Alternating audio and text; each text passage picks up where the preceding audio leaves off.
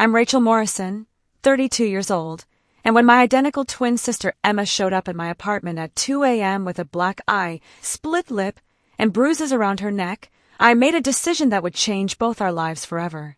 Her husband Marcus thought he could control her through fear and violence. But he made one critical mistake. He forgot that Emma had an identical twin sister who looked exactly like her, sounded exactly like her, and was absolutely done watching him hurt the person I loved most in this world. What we did next was calculated, methodical, and completely destroyed him in ways he never saw coming. And the best part, it was all perfectly legal. Drop your location in the comments and hit that subscribe button if you've ever wanted to help someone escape an abusive relationship, because what happened when we switched places will absolutely shock you. Let me take you back to the beginning. Emma and I are identical twins. And I mean truly identical. Same height, same weight, same voice, same mannerisms. Growing up, we used to switch places all the time. Fool teachers, confused dates, cover for each other. Our parents could barely tell us apart unless we were standing right next to each other. We were inseparable until college. I went to Berkeley for software engineering. Emma went to UCLA for graphic design. We stayed close, talked every day, visited constantly. We had that twin connection people talk about.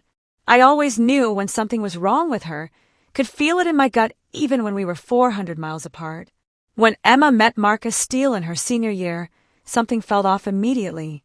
He was 28 to her 21, successful real estate developer, drove an expensive car, wore designer suits, had that polished charm that some women mistake for confidence.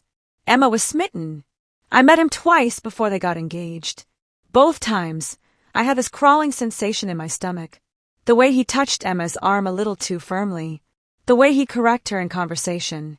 The subtle way he'd steer her away from talking to other men, even in casual group settings. Little red flags I couldn't quite articulate, but felt deeply. "Rachel, you're being overprotective," Emma told me when I expressed concerns. "Marcus is just traditional. He likes to take care of me. There's nothing wrong with that." Traditional. That word should have been a bigger warning sign. They got married 6 months later in a lavish wedding in Santa Barbara. I was maid of honor, smiling in photos while my gut screamed that something was wrong. Marcus had systematically isolated Emma from most of her friends by then. Convinced her to quit her design job because his wife doesn't need to work. Moved her into his house in an exclusive gated community in Orange County, 45 minutes from anyone she knew. The first year of their marriage, I saw Emma maybe 4 times. Always brief visits. Always with Marcus hovering nearby. She'd lost weight. Stopped wearing makeup the way she used to. Dressed in clothes that covered more of her body. Conservative, modest, unlike the Emma I'd known our entire lives. "I'm fine," she'd insist when I asked. "Marriage is an adjustment. Marcus has high standards. It's actually good for me. I'm becoming more mature." Translation: he was breaking her down piece by piece, and she was starting to believe his version of reality. The first time I saw a bruise was at their 1-year anniversary dinner. Emma was wearing long sleeves in July. When she reached for her wine glass, the sleeve rode up and I saw finger-shaped bruises around her wrist. She caught me looking and pulled the sleeve down quickly. "Emma, what happened to your wrist?" I asked quietly while Marcus was in the bathroom. "I'm so clumsy. I tripped and Marcus caught me. He probably grabbed too hard. It's nothing." She wouldn't meet my eyes. I wanted to press, to demand the truth, but Marcus returned and the moment passed. For the next year, I tried everything to stay connected. Called constantly. Invited them to visit. Showed up unannounced. Marcus always had reasons why Emma couldn't talk long, couldn't visit, was too busy. The isolation was nearly complete. Emma stopped posting on social media. Stopped responding to old friends. The twin connection I'd always felt started to dim, like Marcus was putting walls between us even when we were miles apart. Then came the night that changed everything. 2 weeks ago, 2:17 a.m., my phone rang. Emma's number. I answered immediately, my heart already racing with that twin intuition that something was catastrophically wrong. "Rachel!" Her voice was barely a whisper, shaking with terror. "Can I come over? Please. I can't. I need. Where are you? Are you safe right now?" I was already out of bed, grabbing my keys. I'm in my car. In a Target parking lot. He's asleep. I can't go back there tonight. Please. Come now.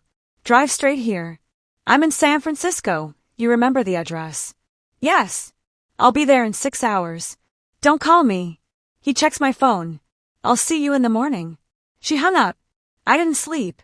I paced my apartment, making coffee, checking my phone every 3 minutes, imagining worst-case scenarios. When my doorbell rang at 8:43 a.m., I practically ripped the door open. The woman standing there looked like Emma. Same face, same hair. But she looked like a ghost of a sister I'd known. She was 20 pounds lighter, wearing a baggy sweatshirt and jeans. And when she stepped into the light of my apartment, I saw her face clearly. Black eye, swollen and purple. Split lip, still bleeding slightly. Bruises on her neck, in a pattern I recognized from my self-defense classes. Strangulation marks. This wasn't a slap or a push. This was attempted murder. I pulled her inside and locked the door. Emma! Oh my God! What did he do? She collapsed onto my couch and started sobbing. Not crying. Sobbing. The kind of breakdown that comes from years of holding everything inside. I sat next to her, held her, and let her cry until she couldn't anymore. When she could finally speak, the story came out in broken pieces. The abuse had started 6 months into their marriage. A push during an argument. An apology, flowers, promises. Then it escalated. Slaps. Punches to places that wouldn't show. Control over her phone, her money, her movements. Threats about what he'd do if she left. He said no one would believe me, Emma whispered. He's respected in the community.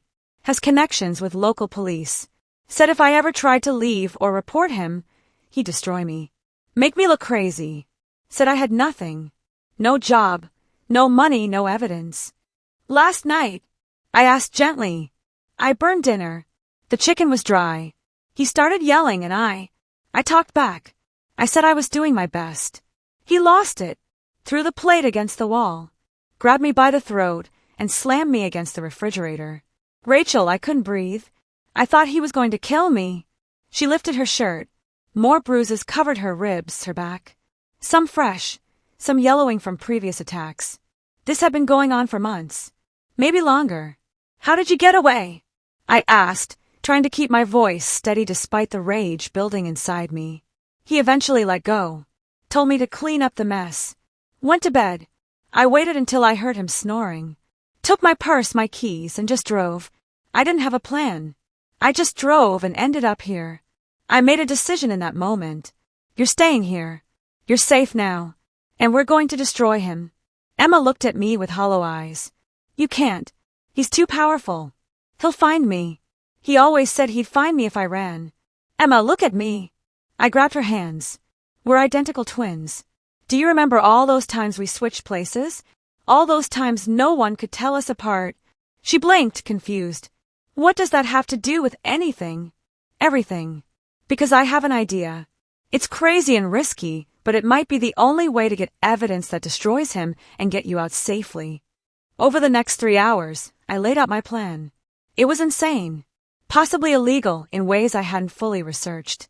But it was also the only way I could see to both protect Emma and make sure Marcus faced consequences. The plan was simple in concept, complex in execution.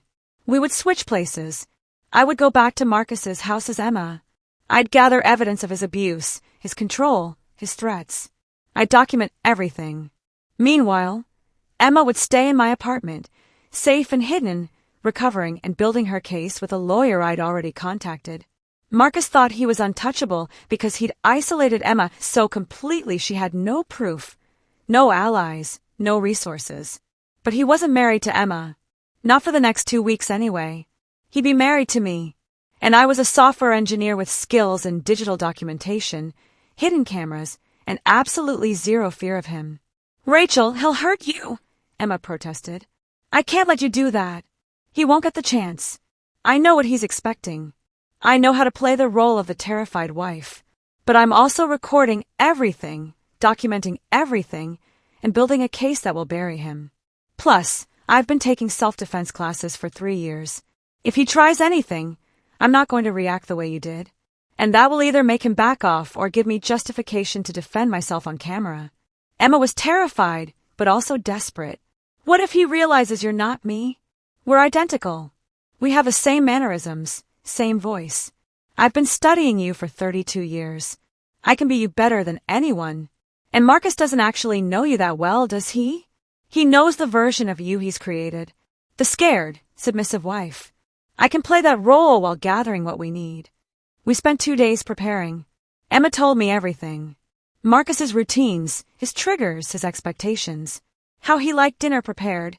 How he expected her to greet him. What would set him off. Where he kept important documents. His passwords, his schedule, his patterns. I ordered miniature cameras online. The kind that look like phone chargers, smoke detectors, picture frames. I had them shipped overnight. I practiced Emma's speech patterns, her mannerisms, the way she moved when she was scared. You flinch differently than I do, Emma observed. When he raises his hand, you need to actually look afraid. You have this confidence in your eyes. You need to make yourself smaller. It was disturbing, learning how to embody fear. But I did it. I studied how Emma moved, how she'd been conditioned to minimize herself, to anticipate violence, to apologize for existing. On day 3, I was ready. I'd cut and dyed my hair to match Emma's current style. Studied photos of her recent appearance. Practiced her voice until I could hear the defeated tone she'd adopted. I looked in the mirror and saw my sister looking back, but with life drained from her eyes. Are you sure? Emma asked one more time. I'm sure. You've been protecting yourself alone for too long. Now it's my turn to protect you. Trust me. I drove Emma's car back to Orange County. The gated community, the massive house, the luxury that masked horror. I had Emma's keys, her phone, her entire identity. Marcus wouldn't be home for 3 more hours. That gave me time to set up. I placed cameras in the kitchen, the living room, the bedroom. Hidden in plain sight.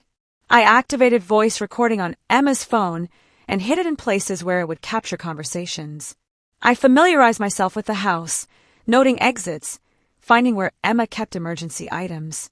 Then I started dinner. Chicken, vegetables, exactly how Emma described he liked it. I set the table. I waited. When I heard the garage door open at 6:47 p.m., my heart was racing. Not from fear, from anticipation.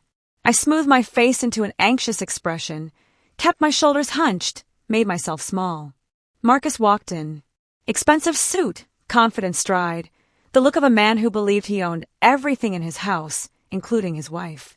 He looked at me, and I saw his eyes do a quick assessment, looking for signs of defiance, rebellion, anything that needed to be corrected. Dinner ready? His voice was cold, entitled. Yes. I made your favorite. Chicken with roasted vegetables. I kept my voice soft, submissive, hating every second of the performance. He nodded, didn't thank me, walked past to change. I served dinner, sat across from him, waited for him to start eating before touching my own food. This was Emma's trained behavior. The power dynamic made my skin crawl. Chicken's dry, he said after one bite. My hand tightened on my fork, but I kept my expression apologetic. I'm sorry. I'll do better next time. He studied me for a long moment. I kept my eyes down. You've been quiet since the other night. I've been thinking about what you said. You're right.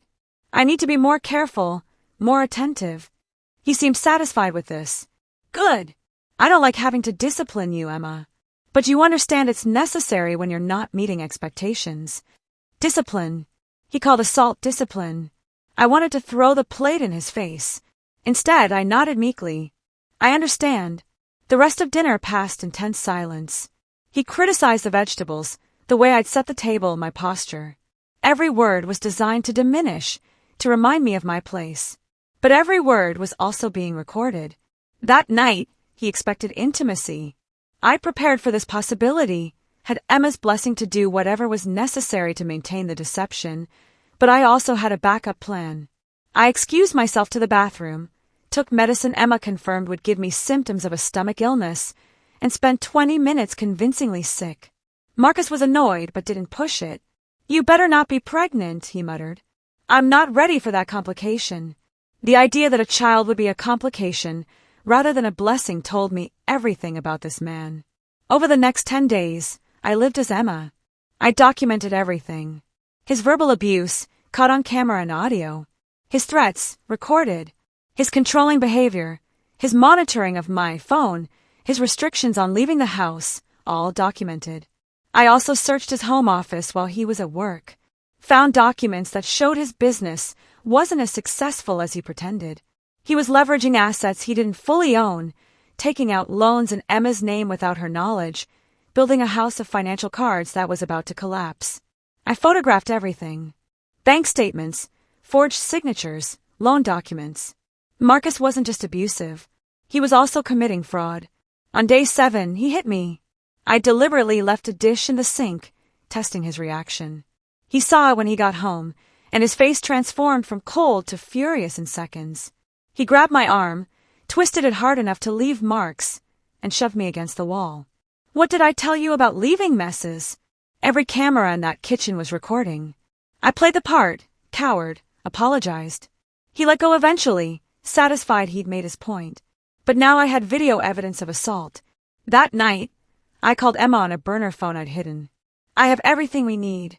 Bank fraud, physical assault on video, recordings of threats and verbal abuse.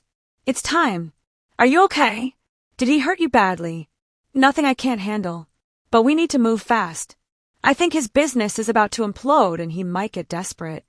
On day 11, Marcus came home early. I was in his office, photographing the last of the financial documents. I heard the garage door and had maybe 30 seconds to get out. I shoved papers back into drawers, closed the office door, and was walking down the hallway when he appeared. What were you doing upstairs? His voice was suspicious. Cleaning. I thought I'd organized the guest room closet. My heart was racing, but I kept my voice steady. He walked past me, checked the office door. It was closed but not locked. He opened it, looked around, seemed satisfied nothing was disturbed. Don't go in my office. I've told you that. I'm sorry. I won't. That was close. Too close. I texted Emma that night. We need to execute the exit plan tomorrow. Things are getting risky. The exit plan was elegant. Emma had filed for a restraining order using all the evidence I'd gathered. Photos of her injuries from the night she escaped, my documented injuries from his assault, recordings of his threats, financial fraud evidence. She filed through a lawyer from San Francisco, using my address as her safe location. The restraining order would be served the next morning while Marcus was at his office. By the time he got home, Emma's things would be gone, the house would be empty, and he'd find paperwork informing him that he was being sued for domestic violence, financial fraud, and emotional abuse. But I needed to be gone before he came home and realized what had happened. The next morning, Marcus left for work at 7:30 a.m. At 8 a.m., a moving truck I'd hired pulled up. Over the next 3 hours, we removed everything that belonged to Emma. Clothes, personal items, anything she'd brought into the marriage. We also removed some items Marcus had bought for her, which legally she was entitled to as marital property. At 11:15 a.m., I changed clothes, grabbed my bags, and left. I drove Emma's car back to San Francisco, switching with Emma at a rest stop halfway. She drove the car to a secure storage facility we'd rented. I took an Uber the rest of the way. By the time Marcus got served with a restraining order at 2 p.m., Emma was legally protected and had evidence of everything. By the time he got home at 6 p.m. and found an empty house, we were together in my apartment, watching through the door camera I'd left in the living room as he realized what had happened. His reaction was spectacular.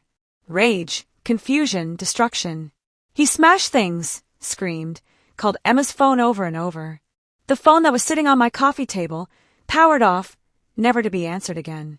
Then his lawyer must have called, explained the severity of the evidence. Explained that fighting this would mean criminal charges for fraud and assault. Explained that his carefully constructed image was about to shatter publicly. The door camera caught the moment his rage turned to panic. He sat on the floor, head in his hands, realizing he'd lost everything. Over the next 2 weeks, things moved fast. The restraining order became permanent. Criminal charges were filed for assault and fraud. Marcus's business partners discovered the financial irregularities and froze his assets. His reputation in the real estate community collapsed overnight. Emma filed for divorce. Given the abuse evidence and fraud, Marcus's lawyers advised him to accept her terms. She got the house, eventually sold it, got half of his legitimate assets, got freedom. The most satisfying part came 3 months later.